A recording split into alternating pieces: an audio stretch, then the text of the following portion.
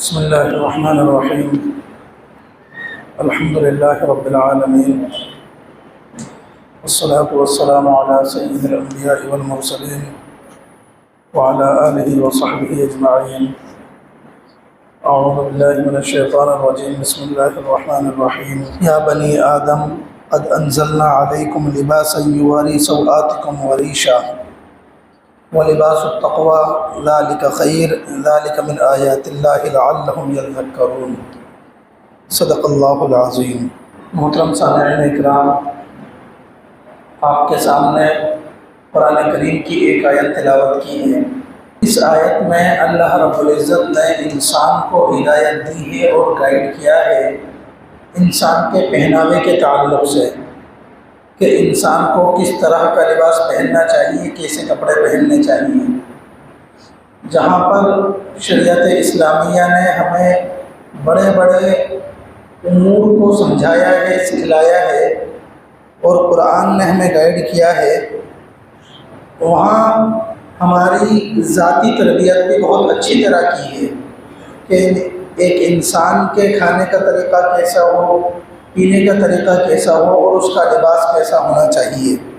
اس آیت میں اللہ رب العزت نے یہ فرمایا ہے کہ اے آدم کی اولاد، قد انزلنا علیکم لباسا، کہ ہم نے تمہارے اوپر ایک لباس اتارا ہے. یواری سوآتکم، وہ لباس کیا کام کرتا ہے کہ تمہارے ستر کو چھپاتا ہے. وریشا، اور زینت کا ذریعہ ہے. ولباس التقوی، اور تقوی کا لباس پہننا یعنی انسان کا تقوی پر چلنا، یہ زیادہ بہتر ہے. ذالک من آیات اللہ، یہ اللہ رب العزت کی نشانیاں ہیں. انسانوں کو ان نشانیوں سے نصیحت حاصل کرنا چاہیے. لباس انسان پہنتا ہے، کپڑے انسان پہنتا ہے تو اس کا مقصد یہ ہوتا ہے کہ انسان کا بدن چھپا رہے، خاص طور پہ بدن کا وہ حصہ کہ جس کو شرمگاہ کہا جاتا ہے وہ چھپی رہے. لباس شریعت کی نگاہ میں کس چیز کو مانا گیا ہے یہ ہمیں سمجھنا چاہیے کہ صحیح معنی میں ایک جوڑا کس کو کہا جائے گا اور لباس کس کو کہا جائے گا، یہ سمجھنے کی چیز ہے. سب سے پہلے کہ وہ انسان کے سطر کو چھپائے. سطر کا مطلب ہے کہ جس حصے کا انسان کے لیے چھپانا ہر حال میں ضروری ہے، فرض ہے. مرد کے لیے ناف سے لے کر گھٹنے تک ہے اور عورت کے لیے پورا بدن سطر میں داخل ہے سوائے چہرے کے دونوں ہتھیلیوں کے. باقی پورا بدن عورت کا سطر ہے. اور تو لباس ایسا ہونا چاہیے جو پورے بدن کو عورت کے چھپا لے اور مرد کے کم سے کم سطر کو چھپائے، ورنہ پورے بدن پر ہونا چاہیے. یہی مسنون طریقہ ہے. پھر دوسرا، کس طرح چھپائے یہ بھی سمجھنا چاہیے. تو دو چیزیں اس میں ہیں. نمبر ایک کہ ایک تو بدن کی بناوٹ کو چھپائے، یعنی کپڑے انسان کو ایسے پہننے چاہیے کہ وہ اتنے ڈھیلے ہوں کہ انسان کا بدن کس طرح بنا ہوا ہے، کہاں پر بدن میں اٹھان ہے، کہاں پر بدن کی ڈھلان ہے، یہ چیز چھپی رہے تو حقیقت میں وہ لباس ہے. اگر وہ اتنا ٹائٹ ہے کہ پورا بدن اس میں ابھر کر آ رہا ہے کہ آسانی سے بدن کا ابھار معلوم ہو جاتا ہے کہ یہ انسان کے بدن کا فلاں حصہ ہے اور یہ فلاں حصہ نہیں ہے، تو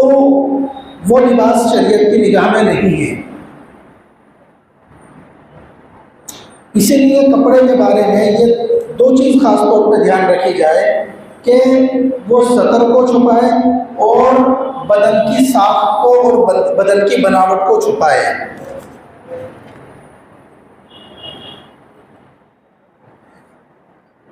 اب جو لباس ایسا ہو کہ جس لباس میں نہ تو بدن کی ساخت چھپ رہی ہو، نہ بدن کا سطر چھپ رہا ہو انسان کا، تو وہ لباس کی حقیقت میں داخل نہیں ہے۔ اب آج ہم اس چیز کو دیکھیں کہ جو لباس چل رہے ہیں، عام طور پر جو کپڑے پہنے جاتے ہیں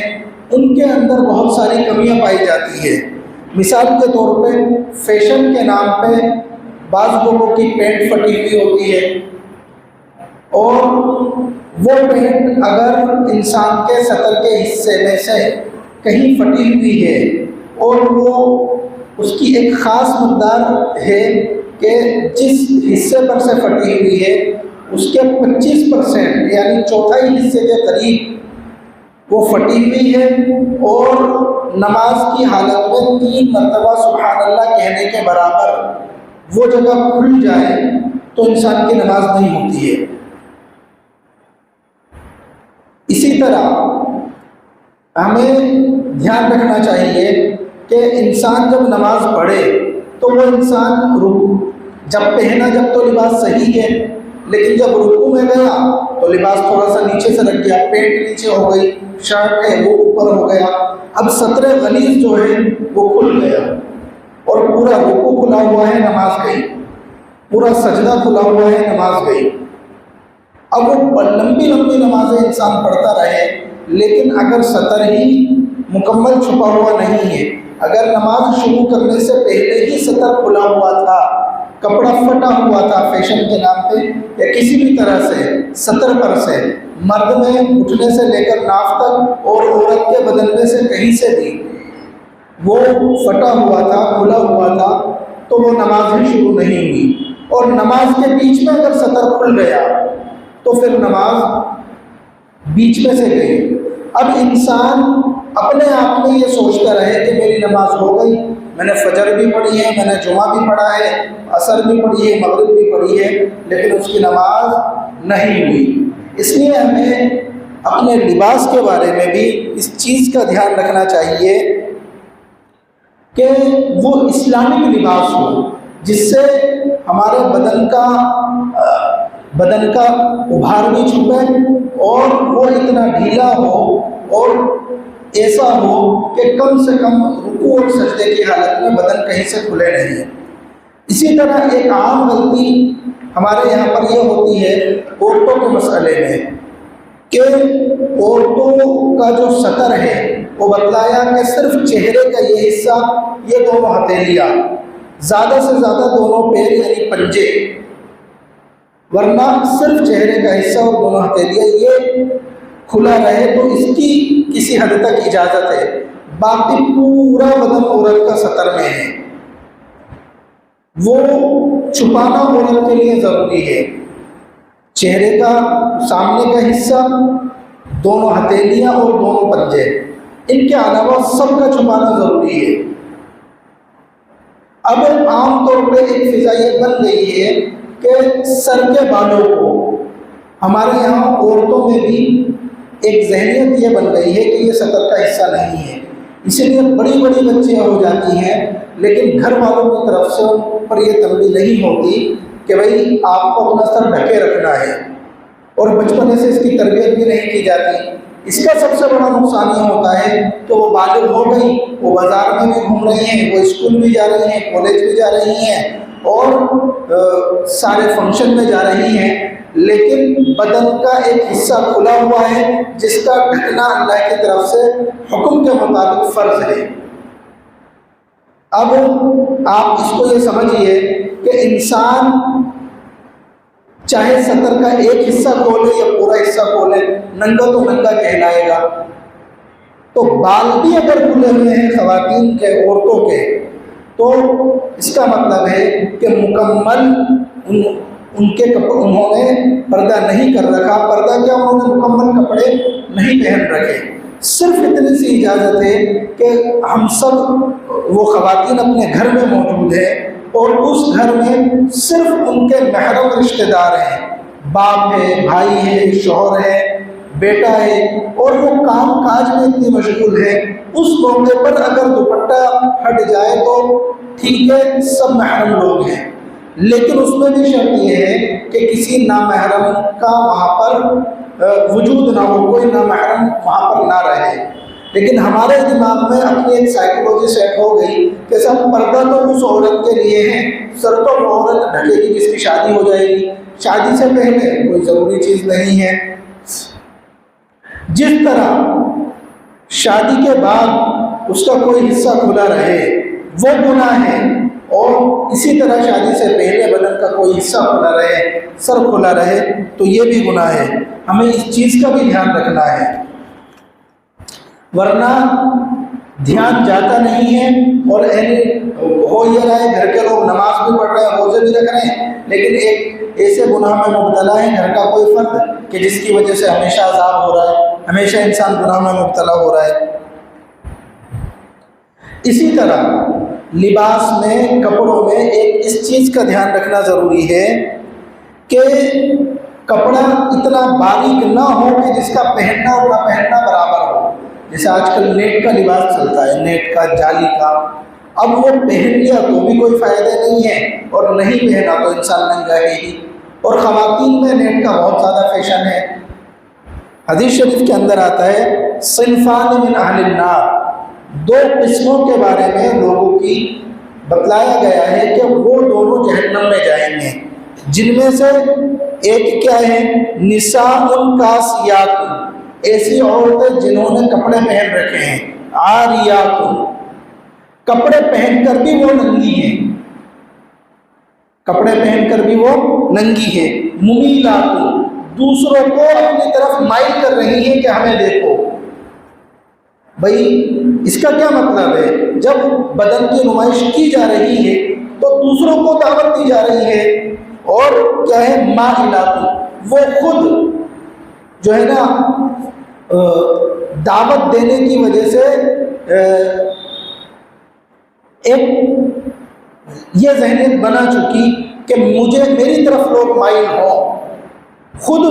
یہ ذہنیت بنا چکی ہیں وہ عورتیں، اور دوسروں کو اس عمل کی طرف بلا رہی ہیں کہ آؤ آؤ میری طرف۔ حدیث میں آتا ہے لا يدخلن الجنہ، وہ عورتیں جنت میں نہیں جائیں گی، اور جنت میں جانا تو بہت دور کی بات ہے، ولا یجدن ریحھا، جنت کی خوشبو تک ان کو نہیں ملے گی، وَإِنَّ رِيحَهَا لَيُوجَدُ مَسِيرَةَ كَذَا وَكَذَا، اللہ کے نبی نے فرمایا بہت دور سے جنت کی خوشبو چلی جائے گی، یعنی ان کے آس پاس کے جو ایریا ہے اس ایریے سے بھی کافی دور جنت کی خوشبو نہیں رہے گی، بلکہ یہ عمل ان کا دیکھ کے کہ وہ کپڑے پہننے کے باوجود ننگی ہیں چلی جائے گی۔ اتنی بڑی وعید ہے اور اتنی سخت بات ہے، اس لیے ان چیزوں کا ہمیں دھیان رکھنا چاہیے۔ تو ایک چیز تو یہ ہوئی کہ لباس کا جو مقصد ہے وہ یہ ہے کہ انسان کا بدن چھپا رہے، دوسرا کپڑے پہننے کا اور لباس کا مقصد ہے وہ یہ ہے کہ انسان کپڑے کو پہن کر خوبصورت لگے۔ خوبصورت لگنے کا مطلب یہ ہے کہ انسان مہذب لگے اور اچھا لگے، تاکہ وہ بے ڈھنگا معلوم نہ ہو۔ چونکہ جو انسان بے ڈھنگا معلوم ہوتا ہے، آپ نے کسی کو دیکھا کہ اس کا اوپر اس نے مرد کا لباس پہن رکھا ہے، نیچے عورت کا لباس پہن رکھا ہے، آپ دیکھ کر کیا کہیں گے، یار پاگل آدمی ہے کیا؟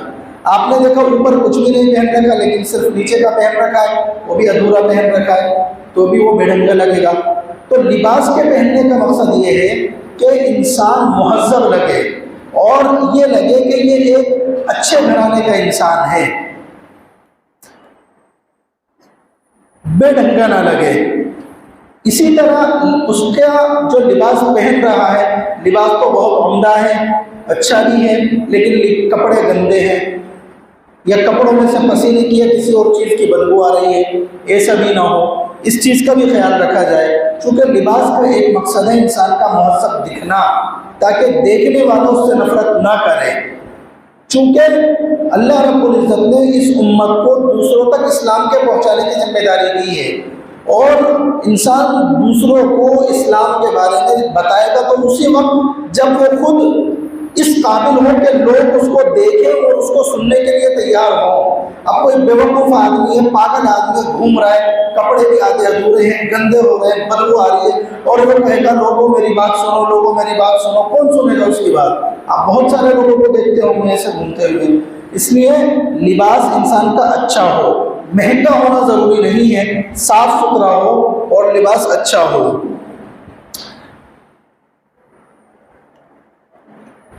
حدیث شریف میں آتا ہے، حضور صلی اللہ علیہ وسلم نے فرمایا فَإِذَا أَتَاكَ اللَّهُ مَالًا، کہ اگر اللہ رب العزت نے آپ کو مال دیا ہے،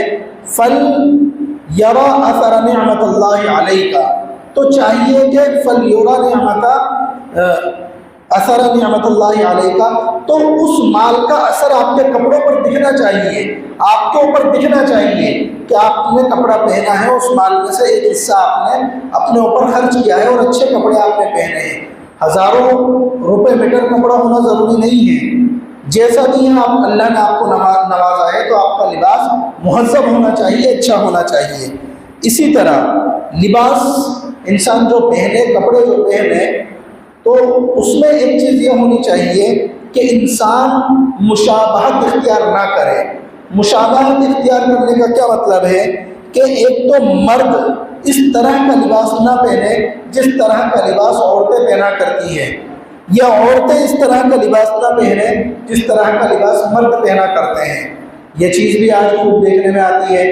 حدیث شریف میں آتا ہے لعن رسول اللہ صلی اللہ علیہ وسلم الرجل یلبس لبسۃ المرأة، نبی کریم صلی اللہ علیہ وسلم نے ایسے مرد پر لعنت بھیجی ہے جو عورتوں کے جیسا لباس پہنے۔ اسی طرح والمرأة تلبس لبسۃ الرجل، ایسی عورت پر لعنت بھیجی ہے جو مردوں کا لباس پہنے۔ چونکہ دونوں کا بدن جو ہے وہ الگ الگ طریقے کا اللہ رب العزت نے بنایا ہے، اب دونوں ایک دوسرے کا لباس پہنیں گے تو مرد زبردستی میں عورت بن رہا ہے اور عورت زبردستی میں مرد بننے کی کوشش کر رہی ہے، یہ اللہ رب العزت کی تخلیق کو بدل رہے ہیں۔ اس پر ایسے مرد پر بھی اور ایسے عورت پر بھی اللہ رب العزت کے نبی نے محمد صلی اللہ علیہ وسلم نے لعنت بھیجی ہے۔ اسی طرح مشابہت اختیار کرنے کا ایک مطلب یہ ہے کہ غیر مسلموں کے جیسے لباس نہ پہنا جائے، یعنی غیر مسلموں کا کوئی ایسا لباس ہے جو ان کی پہچان بن چکا ہو، کسی خاص مذہب سے جڑ کر وہ ان کی پہچان بن چکا ہو، تو اس لباس سے بچنا چاہیے۔ کیوں؟ کیونکہ آپ ہیں تو مسلمان، لیکن اس لباس کے ذریعے سے یہ پتہ چل رہا ہے کہ آپ اسلام کے اوپر سیٹسفائیڈ نہیں ہیں، آپ اسلام پر مطمئن نہیں ہیں، اس لیے غیر مسلموں کے جیسا لباس بھی نہیں پہننا چاہیے۔ حدیث شریف میں آتا ہے لیس منا من تشبہ بغیرنا، جو مسلمانوں کے علاوہ کسی اور سے مشابہت اختیار کرے وہ مسلمانوں میں سے نہیں ہے، یعنی وہ اس کا اسلام اور ایمان مکمل نہیں ہے۔ اسی طرح تکبر کرنے والوں کے جیسا انسان لباس نہ پہنے، جو لوگ گھمنڈی ہوتے ہیں ان کے جیسا لباس نہ پہنے، کہ انسان بعض مرتبہ کسی کو دیکھتا ہے ایک خاص قسم کا گیٹ اپ بنا لیتا ہے کہ صاحب میں نے فلاں جگہ فلاں بھائی کو دیکھا تھا، فلاں گنڈے کو دیکھا تھا، اس نے ایسا لباس پہن رکھا تھا تو میں ایسا لباس پہنوں گا تو میں بھی گنڈا لگوں گا، میں بھی ہسٹی شیٹر لگوں گا۔ انسان کو ایسا لباس بھی نہیں پہننا چاہیے، چونکہ تکبر اللہ رب العزت کو پسند نہیں ہے۔ حدیث شریف میں آتا ہے من لبس ثوب شہرت البسہ اللہ یوم القیامت ثوبا مثلہ ثم یلہب فیہ النار، جو شہرت کے لیے کسی لباس کو پہنے گا، تکبر کے لیے کسی لباس کو پہنے گا، تو قیامت کے دن اللہ تعالیٰ اس کو ایک لباس پہنائیں گے، اور وہ کیسا ہوگا کہ اس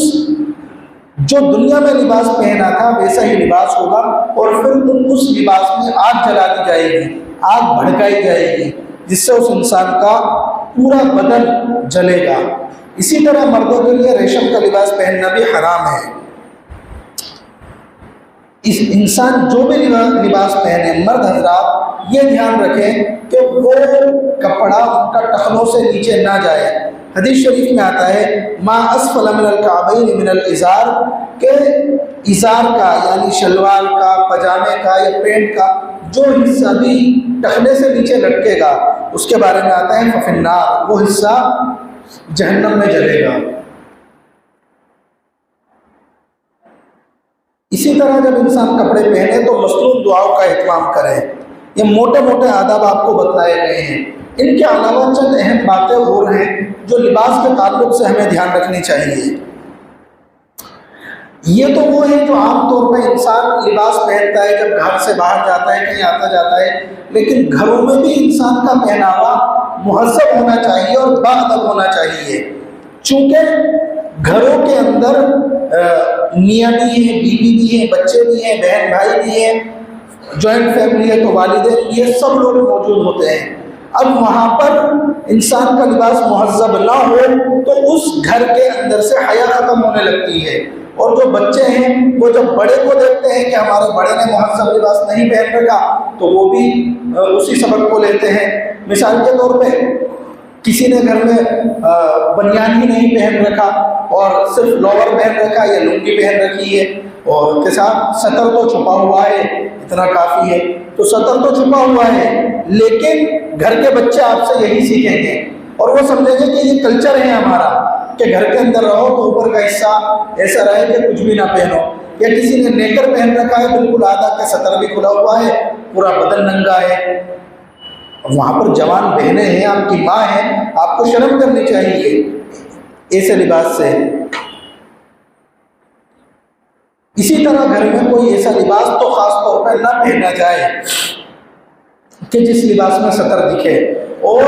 عام طور پہ ایک غلطی یہ ہوتی ہے کہ کپڑے چینج کرنے کو بہت ہلکے میں لیا جاتا ہے کہ صاحب اندر